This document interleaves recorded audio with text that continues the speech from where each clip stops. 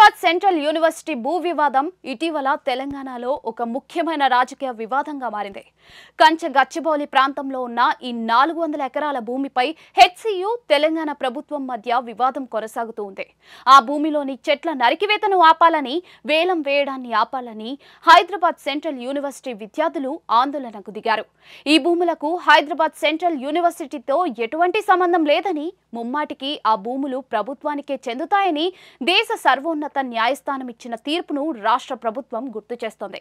ఈ వివాదంపై తెలుగు హీరోయిన్ ఈషా రెబ్బా స్పందించారు. హైదరాబాద్ సెంట్రల్ యూనివర్సిటీ భూములను కాపాడుకోవడానికి విద్యార్థులు చేస్తున్న ధర్నాకు ఆమె తన మద్దతు తెలిపారు.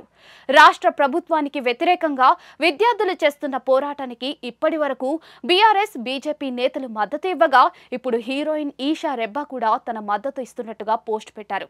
దీంతో సోషల్ మీడియాలో ఆమె ధైర్యానికి హ్యాట్స్ ఆఫ్ అంటూ అభిమానులు కామెంట్స్ చేస్తూ ఉన్నారు. 1974లో హెచ్సియు స్థాపించబడినప్పుడు అప్పటి ప్రభుత్వం సుమారుగా 2300 ఎకరాల భూమిని కేటాయించింది. కాలక్రమేణా నగరం విస్తరించడంతో ఈ భూమి విలువైన రియల్ ఎస్టేట్ గా మారింది. 2004లో ఉమ్మడి ఆంధ్రప్రదేశ్ ప్రభుత్వం 534.28 ఎకరాల భూమిని విశ్వవిద్యాలయం నుండి తిరిగి తీసుకుంది.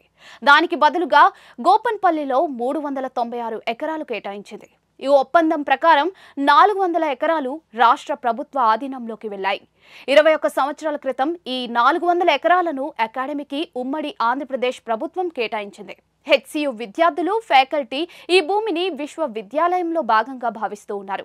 ఈ ప్రాంతంలో 734 రకాల మొక్కలు, 220 రకాల పక్షులు, 2 సరస్సులు ఉన్నాయని వారు చెబుతూ ఉన్నారు. ఇది జీవ వైవిధ్యానికి కేంద్రంగా ఉందని, దీన్ని కాంక్రీట్ జంగిల్ గా మార్చడం సరికాదని వాళ్ళు ఆందోళన వ్యక్తం చేస్తూ ఉన్నారు.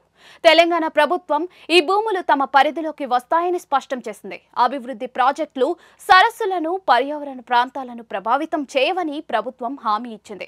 మష్రూమ్ రాక్ వంటి సహజ నిర్మాణాలను కాపాడేందుకు ఎన్విరాన్మెంటల్ మేనేజ్మెంట్ ప్లాన్ ఉంటుందని చెప్తోంది. హైదరాబాద్ సెంట్రల్ యూనివర్సిటీ 400 ఎకరాల భూమిపై హక్కులు కోరగా టీజీఐఐసి ఈ భూమి ప్రభుత్వానిదని పేర్కొంది. ఈ వివాదంపై విద్యార్థులు ఆందోళనలు, ర్యాలీలు నిర్వహిస్తూ ఉన్నారు. కొంతమంది నిరసనకారులను పోలీసులు అరెస్ట్ చేశారు. ఈ వివాదం ప్రస్తుతం కోర్టు పరిధిలో ఉంది.